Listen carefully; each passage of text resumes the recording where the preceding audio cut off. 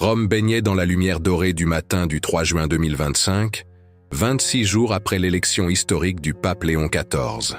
La place Saint-Pierre s'animait déjà des fidèles venus du monde entier pour l'audience générale du mercredi. Dans les appartements pontificaux, le Saint-Père, né Robert Francis Prevost à Chicago il y a près de 70 ans, se préparait pour cette rencontre hebdomadaire avec les pèlerins. Ce matin-là était différent des autres. Sur son bureau reposait une lettre qui était arrivée la veille, portant un cachet de la poste de Milan.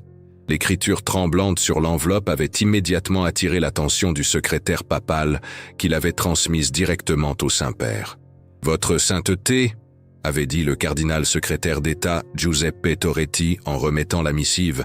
Cette lettre semble particulièrement personnelle. Le pape Léon XIV avait ouvert l'enveloppe avec les mêmes mains qui, enfant, avaient en cherché en vain l'affection paternelle. À l'intérieur, une lettre de 3 pages, écrite d'une main vieillie par les années, signée d'un nom qu'il n'avait pas vu depuis plus de 50 ans, Louis Marius Prévost. « Mon fils Robert, si tu es vraiment mon fils, je sais que je n'ai aucun droit de t'écrire après toutes ces années. J'ai appris ton élection à la papauté par la télévision, et j'ai pleuré, pas de joie, mais de honte. Comment un homme qui a abandonné son enfant peut-il être fier de ce qu'est devenu cet enfant grâce à d'autres que lui ? Le Saint-Père avait dû s'asseoir pour continuer la lecture, son cœur battant comme celui du petit garçon de 7 ans qui avait vu son père partir un matin d'octobre 1962, sans explication, sans au revoir. Je sais que tu as grandi sans moi, élevé par ta sainte mère Margaret et ta grand-mère Rose. Elles ont fait de toi l'homme que tu es aujourd'hui. Moi, j'ai fui mes responsabilités parce que j'avais peur. Peur de ne pas être assez bien pour être père, peur de répéter les erreurs de mon propre père. Les larmes du pape coulaient maintenant librement sur les pages. Louis Marius Prévost expliquait qu'il avait passé sa vie à travailler dans une petite fabrique de meubles près de Milan, où il s'était installé après avoir quitté Chicago. Il n'avait jamais fondé d'autre famille, hanté par le souvenir du fils qu'il avait abandonné. Je ne demande pas ton pardon, car je sais que certaines blessures ne guérissent jamais. Mais je voulais que tu saches que pas un jour ne s'est écoulé sans que je pense à toi. J'ai gardé tous les articles de journaux parlant de ta carrière religieuse. Tu es devenu l'homme que j'ai toujours rêvé d'être, mais que je n'ai jamais eu le courage d'être. La lettre se terminait par une adresse modeste dans la banlieue de Milan, et ces mots « Si dans ton grand cœur de pasteur il y a une place pour un vieil homme repentant, je serai heureux de te revoir une dernière fois. Sinon je comprends, et je respecterai ton silence. » Le pape Léon XIV resta longtemps immobile, tenant la lettre contre sa poitrine. Les souvenirs remontaient en vagues.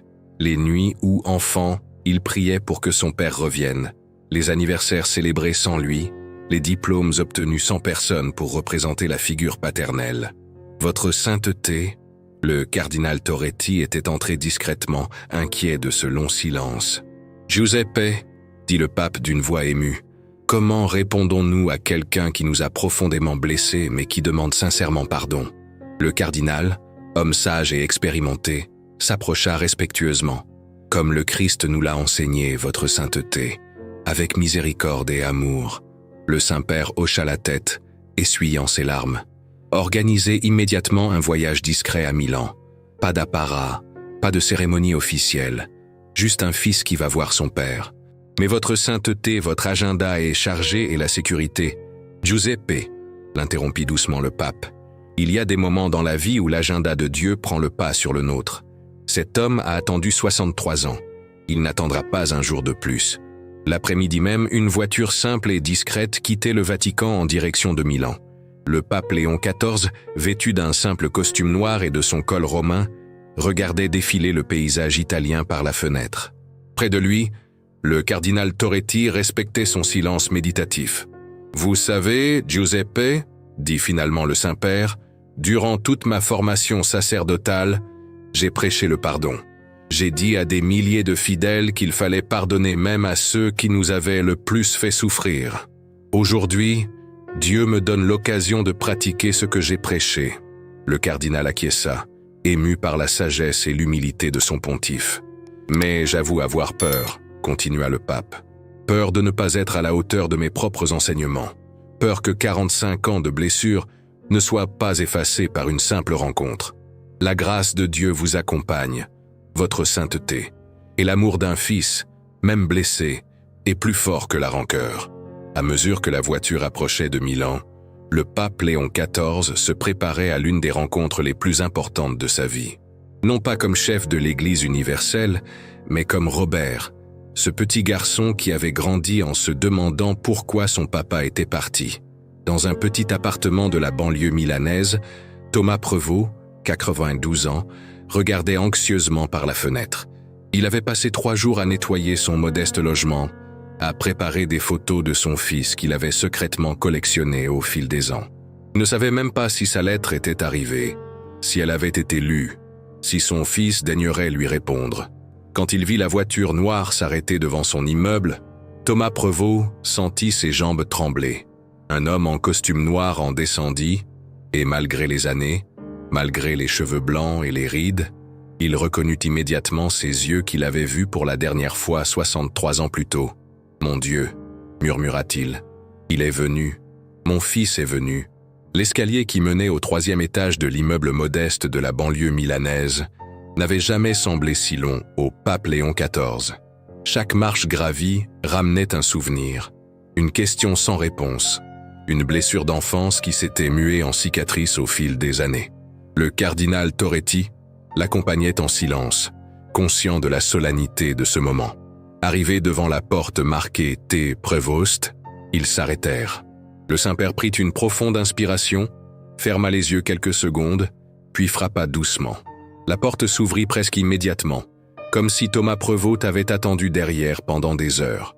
L'homme qui apparut était bien plus fragile que dans les souvenirs du pape. 92 ans avaient creusé des sillons profonds sur son visage, mais ses yeux, ces mêmes yeux bleus que Robert avait hérités, brillaient encore d'une lueur familière. « Robert », murmura le vieil homme, sa voix brisée par l'émotion. « Papa », répondit simplement le pape Léon XIV. Les 2 hommes se regardèrent pendant ce qui sembla une éternité. 63 années de séparation, de questions sans réponse, de Noël manqué, d'anniversaires célébrés sans père, tout cela flottait dans l'air entre eux. Thomas fit un pas hésitant vers son fils, puis s'arrêta, incertain de son droit de s'approcher. Ce fut le pape qui franchit la distance qui les séparait et ouvrit ses bras. Le vieil homme s'y effondra littéralement, sanglotant comme un enfant. « Pardonne-moi, mon fils, pardonne-moi », répétait-il entre ses larmes. « J'ai été le pire des pères, le plus lâche des hommes. » Le Saint-Père serra son père contre lui, sentant sous ses mains la fragilité de ce corps que les années avaient rendu si vulnérable. « Papa, nous sommes là maintenant. C'est tout ce qui compte. » Ils entrèrent dans le petit appartement. Thomas avait visiblement tout préparé pour cette visite hypothétique. Les meubles étaient impeccables. Une table était dressée avec une nappe brodée, et sur les murs, des dizaines de coupures de journaux retraçaient la carrière religieuse de Robert, sa première messe, sa nomination comme évêque, puis cardinal, et enfin son élection pontificale. « Tu as tout gardé », observa le pape, ému. « Chaque article, chaque photo, c'était ma façon de rester proche de toi, même si je n'en avais pas le droit. » Thomas s'assit en face de son fils, ses mains tremblantes posées sur la table. « Robert, je dois t'expliquer pourquoi je suis parti. Tu mérites de connaître la vérité, même si elle ne change rien au mal que j'ai fait. » Le Saint-Père hocha la tête, prêt à écouter. « J'avais 25 ans quand tu es né. J'étais jeune, immature, terrifié par la responsabilité. Mon propre père m'avait abandonné quand j'avais 12 ans, et je ne savais pas comment être un père. Chaque jour, je voyais ta mère Margaret si naturellement douée avec toi. Et moi, je me sentais inutile, inadéquat. » Thomas essuya ses larmes avant de continuer. « Puis j'ai perdu mon emploi à l'usine.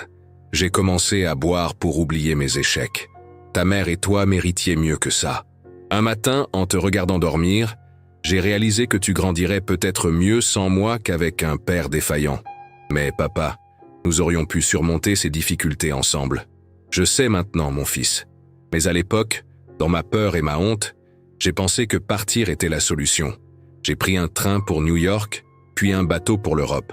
Je voulais refaire ma vie, devenir quelqu'un de meilleur, puis revenir te chercher. » Thomas se leva péniblement et alla chercher une vieille valise sous son lit. Il en sortit des centaines de lettres jamais envoyées. Pendant des années, j'ai écrit, pour tes anniversaires, pour Noël, pour ta première communion que j'avais manquée. Mais comment envoyer ces lettres? Comment expliquer mon absence? Plus le temps passait, plus je pensais que tu me haïssais, que tu avais oublié jusqu'à mon existence. Le pape Léon XIV prit une des lettres et la lut. C'était un message d'anniversaire pour ses 8 ans, plein d'amour et de regrets. Je ne t'ai jamais haï, papa. J'ai été en colère, oui, j'ai été triste, très longtemps. Mais maman m'a toujours dit de prier pour toi, de demander à Dieu de te protéger où que tu sois. Ta mère, comment va-t-elle? Elle nous a quittés il y a 15 ans, mais jusqu'à son dernier souffle, elle a gardé votre photo de mariage sur sa table de nuit. Thomas pleura silencieusement. Tant d'années perdues, tant d'amour gâché par sa lâcheté de jeune homme. Robert, comment peux-tu me pardonner? Comment peux-tu être là, à m'écouter, après ce que j'ai fait? Le pape se leva et alla à la fenêtre qui donnait sur un petit jardin où des enfants jouaient. Papa, sais-tu pourquoi j'ai choisi le nom de Léon en devenant pape? Thomas secoua la tête. Le lion est le symbole du courage, mais aussi de la miséricorde. Léon le Grand disait que la miséricorde de Dieu dépasse toute compréhension humaine. Toute ma vie, j'ai cherché à comprendre cette miséricorde. Aujourd'hui, Dieu me donne l'occasion de la vivre pleinement. Il se retourna vers son père. « Tu as fait une erreur, papa. Une erreur énorme qui a marqué ma vie. Mais regardez ce que Dieu en a fait. Sans cette blessure d'enfance, aurais-je cherché si ardemment la paternité divine? Aurais-je compris si profondément la souffrance des abandonnés, des exclus? » Thomas regarda son fils avec admiration. « Tu es devenu un homme extraordinaire, Robert. Un homme que je ne mérite pas comme fils. Papa, la grâce ne se mérite pas. Elle se reçoit. Et aujourd'hui, nous recevons tous les deux la grâce d'une seconde chance. » Le Saint-Père s'approcha de son père et posa ses mains sur sa tête, dans un geste qui rappelait une bénédiction. « Papa, au nom de Jésus-Christ qui pardonne toutes nos fautes, au nom de l'amour qui unit les familles, malgré les erreurs, je te pardonne. Non seulement je te pardonne, mais je te remercie.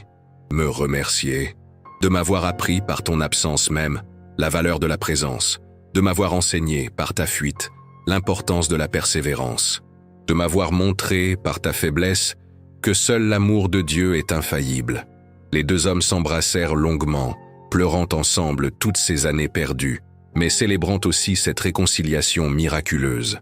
Le cardinal Toretti, qui avait assisté à cette scène depuis l'entrée, essuya discrètement ses propres larmes. Il venait d'être témoin d'un moment de grâce pure, d'un pardon qui dépassait l'entendement humain. « Papa, » dit finalement le pape, « accepterais-tu de venir à Rome? Pas pour une cérémonie officielle, mais simplement pour que nous puissions rattraper le temps perdu. » Thomas regarda son fils avec des yeux brillants d'espoir. « Tu voudrais vraiment que je vienne? J'ai attendu 63 ans de pouvoir te dire « Bienvenue à la maison, papa. » Le 5 juin 2025, la place Saint-Pierre vibrait d'une énergie particulière. Comme chaque mercredi, des milliers de fidèles s'étaient rassemblés pour l'audience générale du pape Léon XIV, mais ce jour-là, une présence inhabituelle dans la tribune d'honneur avait intrigué les observateurs. Un vieil homme aux cheveux blancs, vêtu d'un simple costume sombre, assis au premier rang. Thomas Prevost observait son fils depuis la veille, avec un mélange d'émerveillement et d'humilité. Dans les appartements pontificaux, il avait découvert l'homme simple qu'était resté Robert, malgré sa position extraordinaire.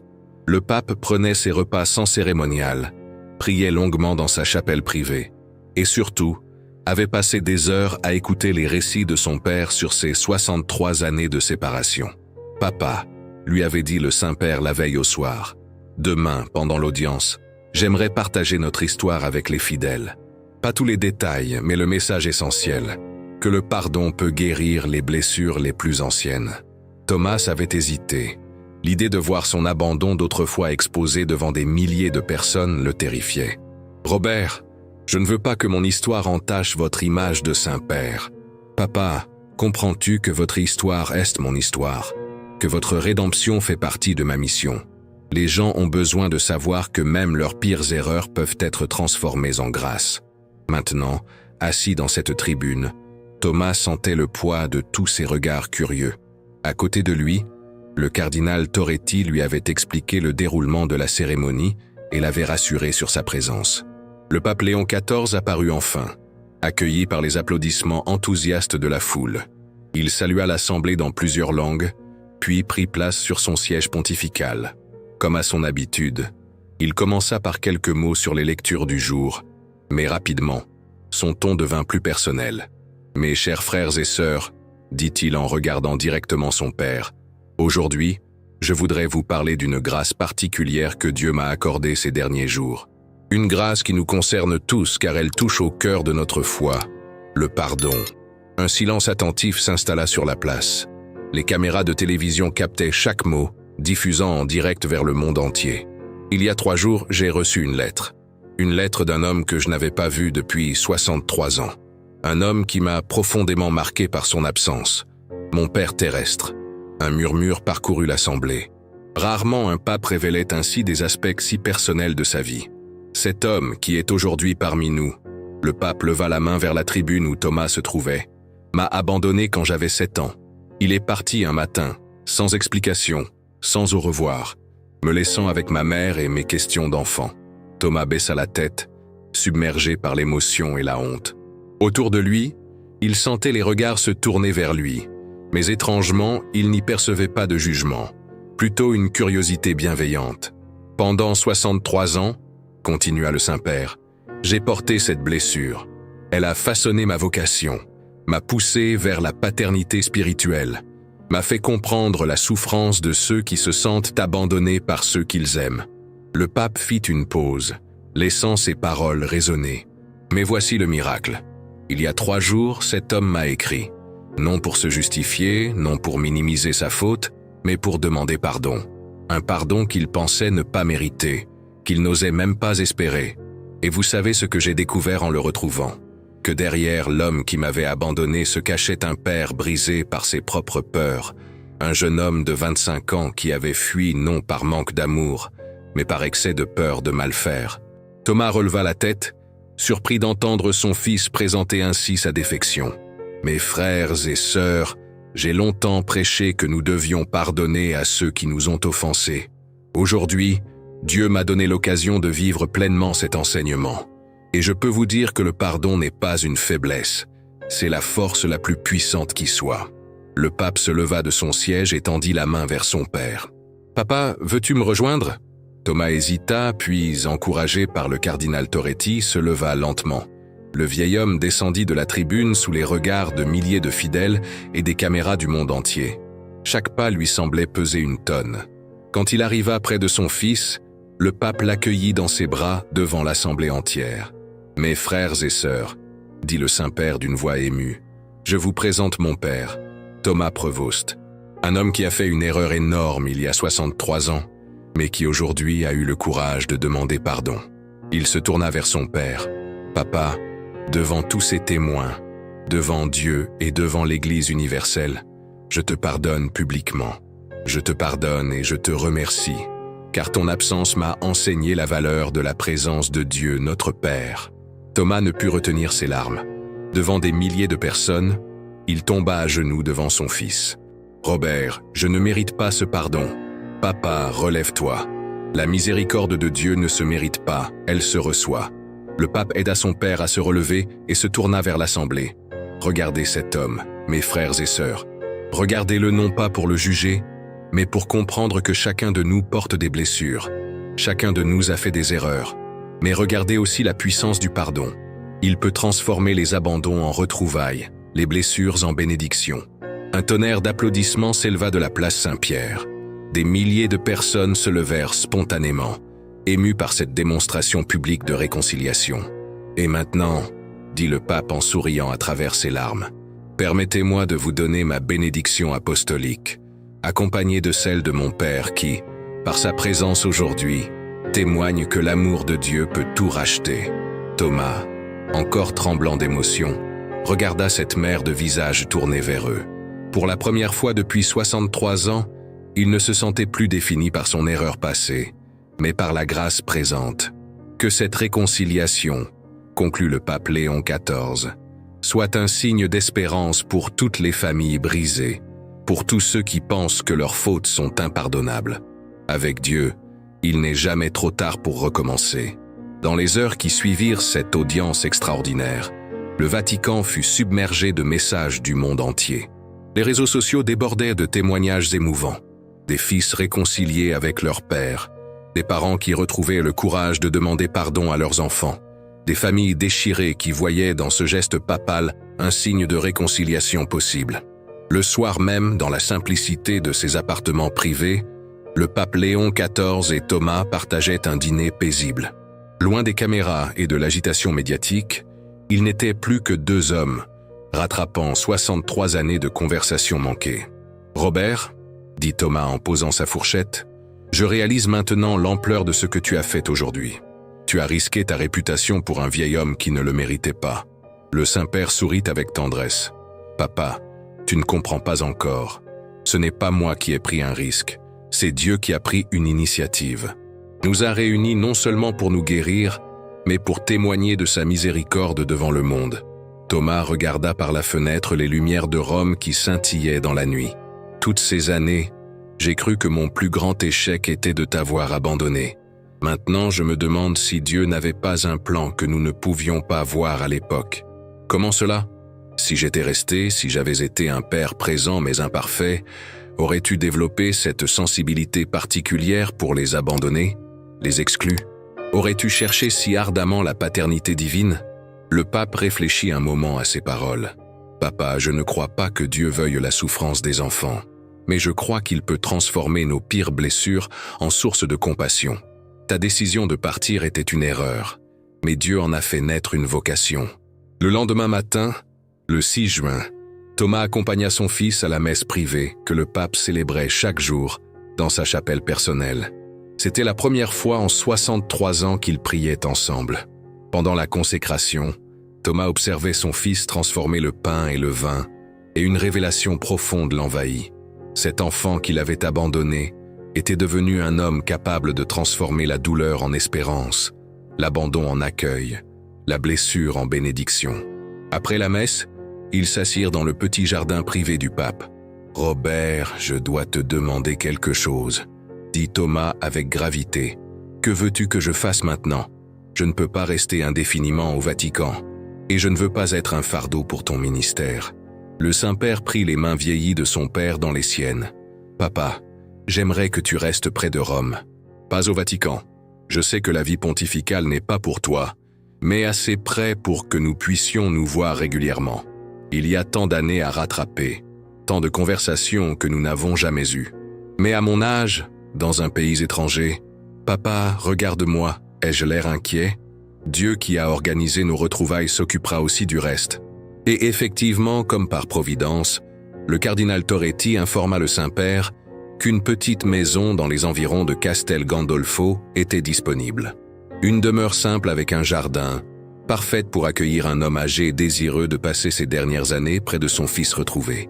Ce qui frappa le plus Thomas dans les jours suivants, ce fut de découvrir comment son fils vivait sa papauté. Loin de l'image d'un monarque spirituel, il trouvait un homme simple qui priait longuement, recevait les plus humbles avec la même attention que les puissants, et gardait toujours un temps pour lire les lettres des fidèles les plus démunis. « D'où te vient cette simplicité, Robert ?» lui demanda-t-il un soir. « De maman d'abord, mais aussi de cette blessure d'abandon qui m'a appris que les titres et les honneurs ne remplacent jamais l'amour authentique. Quand on a manqué d'amour paternel, on apprend à reconnaître le vrai amour quand on le trouve. » Le dernier soir avant le déménagement de Thomas dans sa nouvelle maison, père et fils eurent une longue conversation sur la terrasse des appartements pontificaux. « Robert, je veux que tu saches quelque chose, » dit Thomas en regardant les étoiles. « Ces 3 jours avec toi ont été les plus beaux de ma vie. Plus beaux que tous les Noëls que j'ai manqués, plus précieux que toutes les années que j'ai perdues. Papa, nous avons toute la vie devant nous maintenant. Non, mon fils, moi, j'ai 92 ans, mais toi, tu as encore tant à donner au monde. Et maintenant, je peux partir en paix quand Dieu le voudra, sachant que mon fils m'a pardonné. Papa, promets-moi une chose. Promets-moi de vivre chaque jour qui vient comme un cadeau. Nos retrouvailles ne sont pas la fin de notre histoire. Elles en sont le commencement. » Thomas serra la main de son fils. « Je te le promets. Et moi, je veux que tu saches que désormais, chaque messe que tu célébreras, chaque bénédiction que tu donneras, Chaque geste de miséricorde que tu accompliras, ton vieux père en sera fier. » Cette nuit-là, pour la première fois depuis 63 ans, Thomas Prevost s'endormit en paix, sachant qu'il était redevenu un père aimé. Le lendemain, quand les premières lueurs de l'aube caressèrent Rome, le pape Léon XIV célébrait sa messe matinale avec une joie nouvelle. Dans l'assemblée des fidèles présents ce matin-là, beaucoup remarquèrent que son sourire était différent, plus profond, plus lumineux, car le Saint-Père avait appris que les miracles les plus extraordinaires ne sont pas toujours ceux qui défient les lois de la nature, mais ceux qui transforment le cœur humain. Il avait découvert que le pardon véritable ne diminue pas celui qui l'accorde, mais le grandit infiniment. Et dans une petite maison près de Castel Gandolfo, un vieil homme de 92 ans arrosait ses premières fleurs, murmurant une prière de gratitude pour cette seconde chance que Dieu lui avait offerte, à travers le cœur miséricordieux de son fils. Ainsi se termina cette histoire extraordinaire de réconciliation, qui rappela au monde entier que l'amour de Dieu peut racheter les erreurs les plus lourdes et que le pardon, quand il jaillit d'un cœur sincère, possède le pouvoir de transformer les blessures les plus anciennes en bénédictions nouvelles.